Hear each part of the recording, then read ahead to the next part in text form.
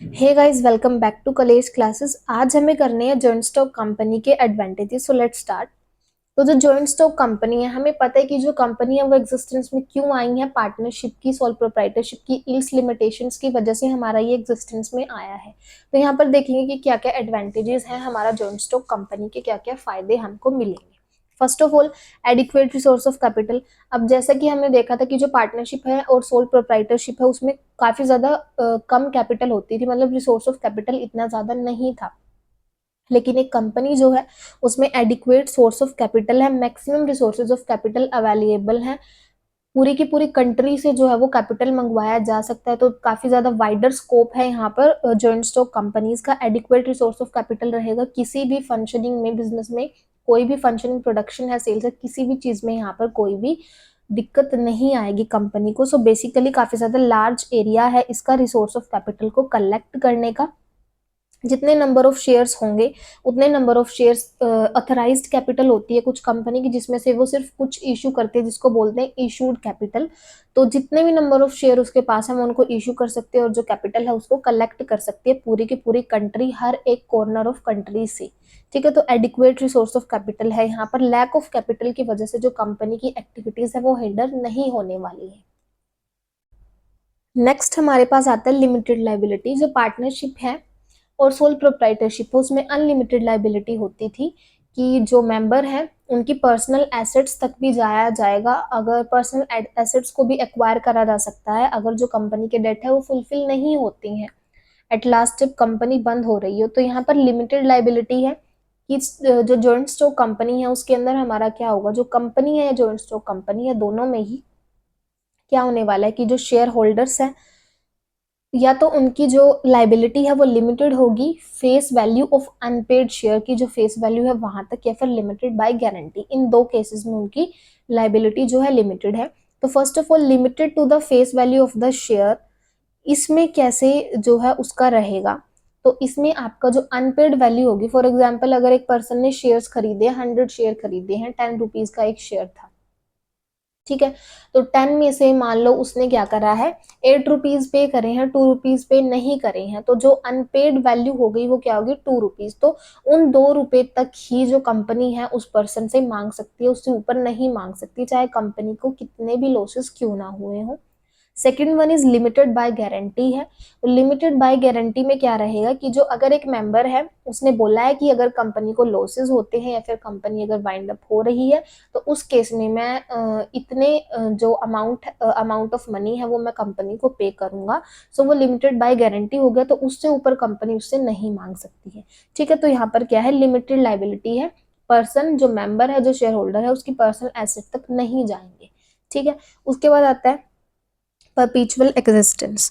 तो इसके अंदर क्या होता है कि एक पार्टनरशिप है, जैसे उसमें कोई भी पार्टनर दोबारा से आया तो पार्टनरशिप दोबारा से बनती है, पार्टनरशिप डेट दोबारा से बनती है। लेकिन जो परपीचुअल एग्जिस्टेंस है हमारा कंपनी का, उसके अंदर क्या रहेगा कि कंपनी जो है वो अपने शेयर होल्डर या मेंबर्स के एग्जिस्टेंस पे डिपेंडेंट नहीं है खुद के एग्जिस्टेंस के लिए। कोई मेंबर आए, कोई मेंबर जाए, कोई इंसॉल्वेंट हो रहा है, किसी की डेथ हो रही है, कंपनी के ऊपर उस चीज का कोई इफेक्ट नहीं पड़ने वाला। कंपनी जो है कॉन्टिन्यूस वर्किंग में रहेगी, वो जैसे काम कर रही है वैसे ही काम करेगी, उसके एग्जिस्टेंस पे कोई भी इफेक्ट नहीं पड़ेगा इन चीजों का। ठीक है, नेक्स्ट वन आता है हमारा ट्रांसफरेबिलिटी ऑफ शेयर्स। अब जो जॉइंट स्टॉक कंपनी है उसमें जो शेयर्स है उनको फ्रीली ट्रांसफर करा जा सकता है। पब्लिक कंपनी में फ्रीली ट्रांसफर हो जाते हैं, प्राइवेट कंपनी में कुछ रेस्ट्रिक्शंस है। ऐसा नहीं है कि वहां पर ट्रांसफर नहीं होते, प्राइवेट कंपनी में ट्रांसफर होते हैं, बट कुछ स्ट्रिक्ट प्रोविजंस हैं उनको फॉलो करके ट्रांसफर करा जा सकता है। सो बेसिकली एक कंपनी में जो शेयर्स है उनको फ्रीली ट्रांसफर कर सकते हो। लेकिन एक पार्टनरशिप जो है उसमें क्या था कि एक पार्टनर जो है अगर उसको अपने शेयर ट्रांसफर करने हैं तो उसको जो भी वो सारे पार्टनर्स हैं उनके कंसेंट लेना पड़ेगा। म्यूचुअल कंसेंट से वो शेयर्स को क्या कर सकता है, ट्रांसफर कर सकता है। लेकिन हमारा कंपनी जो है उसमें एक मेंबर को किसी के भी कंसेंट की जरूरत नहीं होती, जब वो ट्रांसफर करना चाहे तभी कर सकता है। सो फ्रीली ट्रांसफरेबल शेयर्स हैं कंपनी के अंदर। ठीक है, उसके बाद आता है हमारा डिफ्यूजन ऑफ रिस्क। तो इसमें आपका क्या रहेगा कि जो लाइबिलिटी है शेयर होल्डर्स की कंपनी में वो तो लिमिटेड होती है, लेकिन नंबर ऑफ शेयर होल्डर्स पर कोई रेस्ट्रिक्शन नहीं है। जितने ऑथराइज्ड कैपिटल है उतने नंबर ऑफ शेयर वो क्या कर सकते हैं, इशू कर सकते हैं। तो नंबर ऑफ शेयर होल्डर्स पे कोई भी रिस्ट्रिक्शन नहीं है पब्लिक कंपनी के केस में।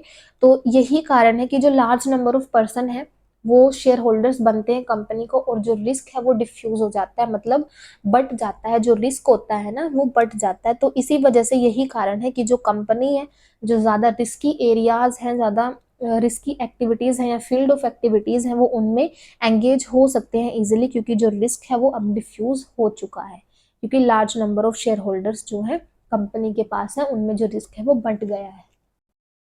उसके बाद आता है incentive to large scale production. इसमें क्या है कि जो लार्ज स्केल प्रोडक्शन है उसको लेकर एक इंसेंटिव है यहाँ पर, जो आपका एक कंपनी है, ठीक है।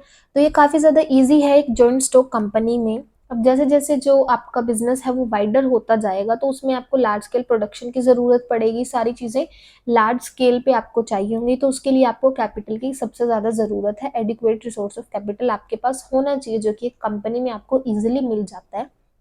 तो यहाँ पर क्या है कि तो लार्ज स्केल प्रोडक्शन में जो इंसेंटिव रहेंगे कि जो कंपनीज हैं हमारे पास, ये मल्टी करोड़ इंडस्ट्रीज नहीं होती आज के टाइम पे अगर हमारे पास कंपनी एग्जिस्ट नहीं करती, क्योंकि कंपनी एग्जिस्ट कर रही है, एडिक्वेट रिसोर्स ऑफ कैपिटल है, लार्ज स्केल पे प्रोडक्शन हो रही है, सभी को प्रोडक्ट मिल पा रहे हैं। इवन कंट्री जो है वो भी काफी ज्यादा एडवांटेजेस एंजॉय करती है लार्ज स्केल प्रोडक्शन के। एक तो मास प्रोडक्शन हो रहा है जिसकी वजह से जो कॉस्ट है वो काफी ज्यादा कम आ रही है, जिसकी वजह से आपको चीप रेट्स पे जो प्रोडक्ट है वो मिल पाते हैं। प्रोडक्शन प्रोसेस जो है वो काफी ज्यादा बढ़ चुका है, क्योंकि लार्ज स्केल पे प्रोडक्शन हो रहा है, तो जो एम्प्लॉयमेंट अपॉर्चुनिटीज हैं लोगों को काफी ज्यादा मिल रही है, एम्प्लॉयमेंट मिल रही है लोगों को, जिसकी वजह से काफी ज्यादा बेनिफिट मिल रहा है सोसाइटी को भी। और जो हमारी गवर्नमेंट है उसको भी रेवेन्यू मिल रहा है, क्योंकि उसको भी बहुत ही बड़े पैमाने पे आप कह सकते हो टैक्सेस मिल रहे हैं as a revenue. Standard of living society का इंक्रीज हो रहा है, क्योंकि लार्ज स्केल प्रोडक्शन ने काफी ज्यादा चीप रेट पे प्रोडक्ट प्रोवाइड करे हैं। तो सोसाइटी को, जो कॉमन मैन है वो भी इन प्रोडक्ट्स को अफोर्ड कर सकता है। तो incentive to large scale production को लेकर इंसेंटिव है, ठीक है। कौन? Joint stock company. नेक्स्ट आता है आपके पास पब्लिक कॉन्फिडेंस।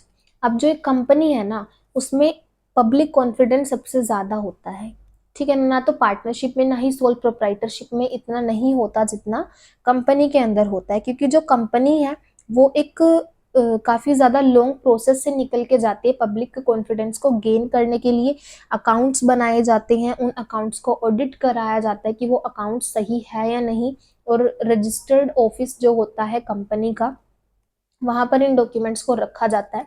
कोई भी आकर इनको क्या कर सकता है, देख सकता है, एक फी अमाउंट ऑफ फी उनको पे कर सकता है, एंड देन उनको इंस्पेक्ट करा जा सकता है उन अकाउंट्स को, जिससे कि पब्लिक का कॉन्फिडेंस काफी ज्यादा बढ़ता है कंपनी की तरफ। सो बेसिकली ये काफी ज्यादा लॉन्ग प्रोसेस से निकल के जा रहा है पब्लिक कॉन्फिडेंस क्रिएट करने के लिए। So joint stock company public confidence को एंश्योर करता है, ठीक है ना। यहाँ पर पार्टनरशिप के अकाउंट्स जो है वो शो नहीं करे जाते, पब्लिक को एलो नहीं होता कि पब्लिक के सामने जो अकाउंट्स है वो शो करे जा रहे हैं, लेकिन एनी वन कंपनी के अकाउंट्स को जाकर के इंस्पेक्ट कर सकता है, जिसको जो भी चाहता है उनको देखना।